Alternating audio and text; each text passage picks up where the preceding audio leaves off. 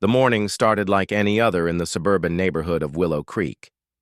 Birds chirped lazily, sprinklers hummed through the dew-laden grass, and the faint hum of traffic in the distance barely reached the cul-de-sac. The Thompson family, longtime residents, were just finishing breakfast and preparing for a normal day. The children were gathering their backpacks, and the parents were tidying up the house, unaware that by the time they returned home that evening, their entire world would have been turned to dust, literally. By mid-afternoon, the Thompson parents had run errands, returning with groceries and mundane small-town stories exchanged with neighbors. From a distance, the neighborhood looked ordinary, almost idyllic. Freshly mowed lawns, mailboxes standing like sentinels, and HOA-approved garden ornaments glittering under the sun. But something felt off. There was an unusual silence emanating from the Thompsons' property. The usual sounds of a well-lived-in home, the distant laughter of children, the bark of a dog, or the creak of the front door, were absent. It wasn't until the family's car turned onto the cul-de-sac that the horror became visible. What had been a perfectly normal lived-in home just hours earlier was now a barren scene of destruction. The house, once a symbol of their family's life and memories, had been reduced to rubble. Splintered beams jutted upward like jagged teeth. Walls were leveled into indistinguishable piles of brick and concrete, and a haze of dust hung heavy in the air, carrying with it the scent of fresh demolition. The children's initial shock turned to screams. The parents' disbelief quickly transformed into paralyzing panic. Neighbors began to gather at the edge of the street, murmuring in confusion and fear. Some claimed they had seen demolition crews arrive early that morning, but no one had seen the Thompsons receive any notice of impending destruction. The HOA, the homeowner association responsible for regulating neighborhood aesthetics and property standards, was notorious for sending letters about minor infractions, a crooked fence, a slightly overgrown hedge, but nothing that would justify tearing down an entire home. And yet there it was, the Thompsons' house, gone. Panic gave way to outrage as the Thompsons frantically called the HOA offices, the police, and even local news channels. But every phone call seemed to hit a brick wall of bureaucracy and scripted responses. The HOA denied responsibility, blaming contractor miscommunication and claiming that the house in question had been marked for demolition due to zoning violations. The more the family pressed, the more convoluted the story became. Evidence, it seemed, was evaporating before their eyes. As the dust settled, so did the reality. Their personal history, their possessions, and their sanctuary had been obliterated. Photographs of birthdays and holidays, heirlooms passed down. Through generations, furniture imbued with the warmth of family life, all were now part of a heap of unrecognizable rubble. And yet, the most chilling realization was that this was not an accident. Subtle signs began to emerge. The demolition crew had not only removed the house, but also carefully obscured the property lines, erased yard markers, and attempted to make the plot look like an abandoned lot awaiting construction. It was meticulous, deliberate, and calculated. Whispers began circulating among the neighbors. Some claimed that the HOA president had recently had disputes with the Thompsons over minor property adjustments, disputes that had escalated in closed-door meetings filled with threats and ultimatums. Others mentioned strange approvals for construction, projects in the neighborhood where certain homes seemed to get preferential treatment. It was becoming clear that the demolition wasn't merely a bureaucratic blunder. It might have been a targeted action. The Thompson family, now facing the impossible task of picking up the pieces of their life, documented everything they could. Pictures of the rubble, records of HOA letters, and testimonies from neighbors who had witnessed the demolition were collected. Yet, even with mounting evidence, the HOA maintained its facade of innocence, posting vague statements on neighborhood forums that hinted at necessary property improvements and unfortunate errors, carefully avoiding any admission of wrongdoing. The first night after the demolition, the Thompsons slept in their car in the driveway, unable to face returning to the empty lot that had once been their home. The neighbors, too, whispered in fear, not just about what had happened, but about what it meant. If the HOA could demolish a house without consequence, if they could erase an entire family's life with bureaucracy and contractors, what safety did anyone else in Willow Creek really have? And in the shadows of the now empty lot, where dust settled into the cracks of the driveway and debris glittered faintly in the moonlight, there was the first hint that this destruction was part of a bigger scheme. Among the splintered wood and broken tiles, someone had left an unusual marking, a symbol scratched into a concrete slab, almost like a signature, almost like a warning. It was subtle, but it told a story of deliberate intent, a chilling reminder that the Thompsons' nightmare was far from over. As the sun rose the next morning, the neighborhood awoke to rumors and fear. Social media posts began circulating. Videos of the destroyed house went viral, and the Thompson family became an unwilling focal point of an unfolding scandal. But while the story gained traction online, the HOA's influence seemed untouchable. Meetings, statements, and legal documents painted a confusing picture, one designed to mislead and distract. It was a house gone, but the truth, dark, hidden, and far-reaching, was yet to surface. The first chapter of the Thompson family's ordeal ended not with justice, but with uncertainty. The rubble on their lot was a stark, physical representation of everything they had lost. But even more terrifying was the realization that the house's destruction might be the tip of the iceberg. The neighborhood, once quiet and orderly, was now a powder keg of secrets, rumors, and potential corruption, and the Thompsons were trapped in the center of it all. The days following the demolition were a blur of bureaucracy, disbelief, and growing suspicion. The Thompson family, once confident in the normalcy of their quiet suburban life, now found themselves navigating a labyrinth of paperwork, contradictory statements, and the chilling certainty that their home had been destroyed deliberately. Calls to insurance companies were met with hesitation and red tape. Law enforcement seemed polite but powerless, constrained by the HOA's legal maneuverings. Every avenue they explored felt like a dead end. Meanwhile, the HOA's narrative shifted like sand in the wind.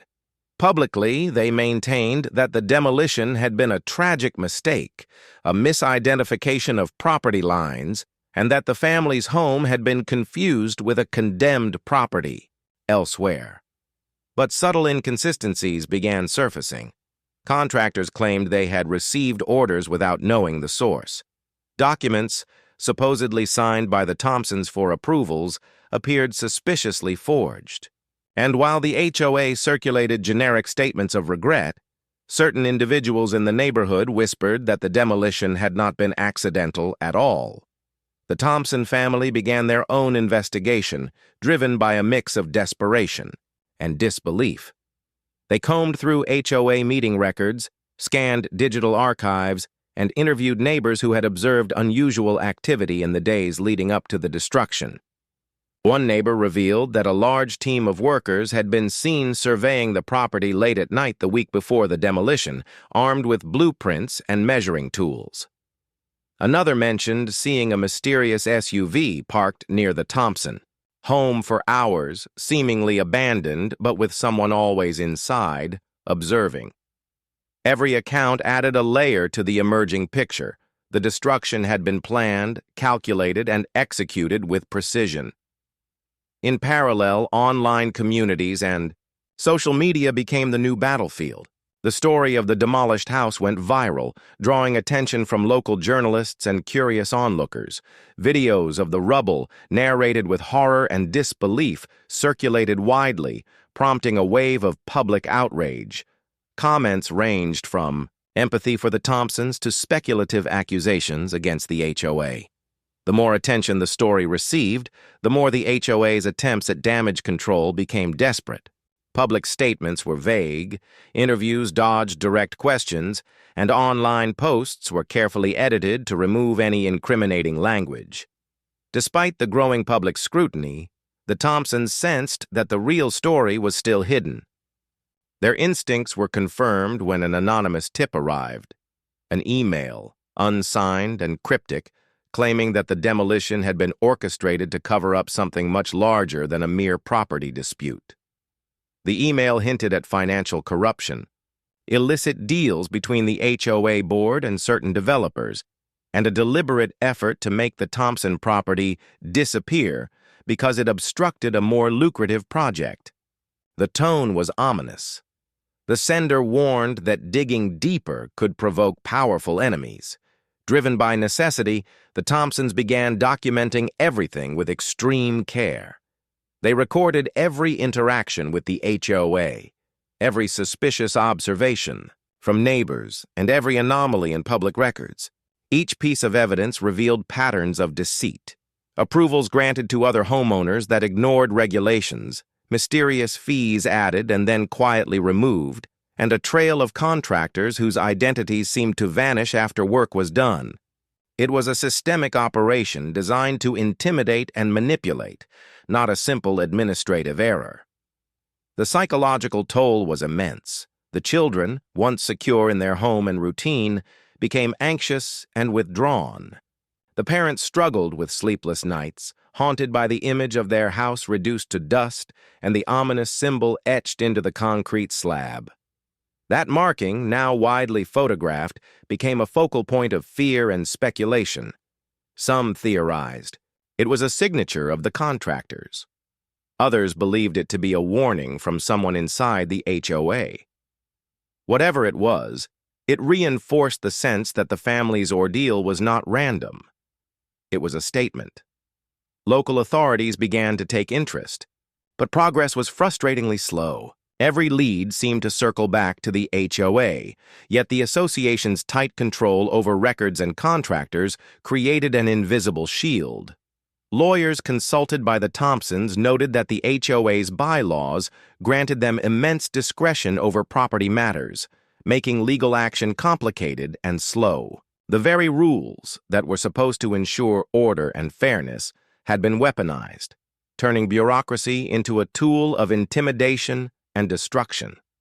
As tensions mounted, the neighborhood itself grew uneasy. People who had once considered Willow Creek safe now whispered about corruption and hidden agendas. Some residents expressed regret for not paying closer attention to HOA decisions.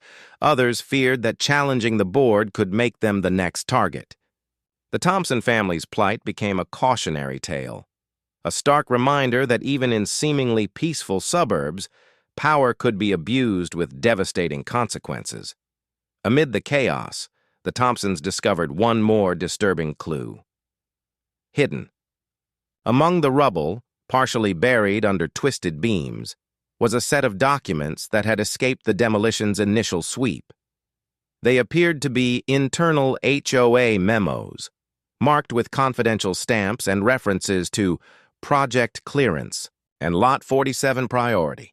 Analysis of the papers suggested that the demolition was part of a broader scheme. Certain properties had been targeted for removal to facilitate secretive construction projects, possibly for the benefit of select board members or developers. The realization was chilling. Their home had not just been a mistake, it had been a strategic target in a plan far more sinister than anyone had imagined. As Chapter 2 drew to a close, the Thompsons were left with more questions than answers. They had evidence, witnesses, and public attention, but the full scale of the HOA's operation remained hidden. Every step forward revealed another layer of deception, another potential danger lurking beneath the surface. The house might have been destroyed, but the fight was only beginning. The once quiet cul-de-sac of Willow Creek had transformed into a battleground of secrets, lies, and power. And at the center of it all, the Thompsons understood a terrifying truth. Their home was gone, but the HOA's agenda and the lengths they would go to protect it was far from over. The Thompson family awoke each morning to a landscape that had once been familiar, but now felt like a war zone. The lot where their home had stood was a jagged scar of concrete, brick, and splintered wood. Neighbors tiptoed around the scene, some out of sympathy, others out of fear. Rumors of corruption, illicit dealings, and HOA malfeasance circulated quietly but persistently, like whispers of a storm brewing just beyond the horizon. The family realized that to survive, they would have to fight with meticulous patience and relentless persistence. Evidence gathered over the previous weeks became their arsenal. Photographs of the demolition, copies of HOA letters, recordings of contractors' statements, and the recovered internal memos began to paint a disturbing picture. The memos detailed an initiative called Project Clearance, outlining a covert plan to remove properties obstructing certain high-value developments. The Thompsons' home, conveniently situated on a prime lot, had been identified early on as a barrier to lucrative construction. The markings on the concrete slab, previously dismissed as random vandalism, now seemed like coded communication. Among insiders, a subtle signature marking the property as cleared for removal. Social media had turned the story viral. Local news outlets amplified the scandal, and interviews with the family drew attention from a wider audience. The pressure forced reluctant neighbors to come forward with their observations. Trucks arriving at odd hours. Conversations overheard in HOA meetings hinting at hidden agendas, and contractors behaving nervously when questioned. Slowly, the facade of the HOA began to crumble, revealing a network of power and influence previously invisible to residents. The Thompsons, armed with evidence and public support, approached legal counsel to explore every avenue. Lawyers highlighted the difficulty of suing an HOA with deep connections and carefully drafted bylaws, but they also identified points of vulnerability. Forged documents, inconsistencies in property approvals, and the unaccounted-for project clearance memos were potential keys to exposing the broader scheme. Every small detail became a thread that could unravel the carefully constructed narrative the HOA had built. Meanwhile, the neighborhood's atmosphere shifted. Residents who had once been passive observers now whispered warnings to each other, sharing what little they knew about the board's secret dealings. A sense of unity emerged. People realized that the Thompsons' ordeal could happen to anyone. Meetings that had previously been perfunctory and polite now bristled with tension, questions, and veiled threats directed at board members. The HOA's grip on the community, though still strong, began to show cracks under mounting scrutiny. The family's perseverance bore fruit when an investigative journalist discovered additional documents linking certain board members to private development companies. The papers revealed payments, approvals, and insider communications designed to prioritize profits over residents' rights. The demolition of the Thompson home, once dismissed as an error, now appeared as a deliberate act to remove an inconvenient obstacle to a profitable real estate scheme. The story made headlines, painting the HOA as a symbol of corruption, abuse of power, and betrayal of community trust. Faced with overwhelming evidence and public outrage, the HOA attempted damage control, releasing statements claiming they were reviewing procedures and committed to transparency. However, the narrative had already shifted. The Thompson family had taken control of their story, documenting every interaction, sharing evidence online, and using social media to amplify their plight. What had begun as a personal nightmare had become a public reckoning, forcing accountability in a way that legal avenues alone could not achieve. In the aftermath, the Thompsons slowly began to rebuild, not just their lives, but also their sense of security. Legal proceedings, though still ongoing, had gained momentum. Media coverage ensured that the HOA could no longer operate in the shadows. Neighbors, inspired by the family's courage, began attending board meetings, demanding transparency and oversight. The community, once passive and intimidated, started to reclaim its voice. Yet the trauma of the demolition lingered. Every photograph of the rubble, every echo of the house that once stood, served as a reminder of what had been lost. The Thompsons carried forward not only their own story, but also the cautionary tale of unchecked power, illustrating the danger of organizations that prioritize control and profit over the welfare of those they are meant to serve. As the dust settled, literal and figurative, the symbol etched into the concrete slab remained, a ghostly reminder of the day the HOA overstepped its bounds. But the family, resilient and vigilant, refused to be intimidated. They had uncovered. The scheme exposed corruption and sparked a movement within their neighborhood. Willow Creek, though scarred, had begun to heal, and its residents had learned the harsh lesson that vigilance, persistence, and truth were the only defenses against those who wielded power without accountability. The Thompsons' ordeal concluded, not with a neatly wrapped resolution, but with a triumph of courage and transparency over secrecy and manipulation. The house may have been demolished, but the story of its destruction and the unmasking of the HOA's schemes would echo through the neighborhood for years to come, a testament to resilience in the face of systemic abuse.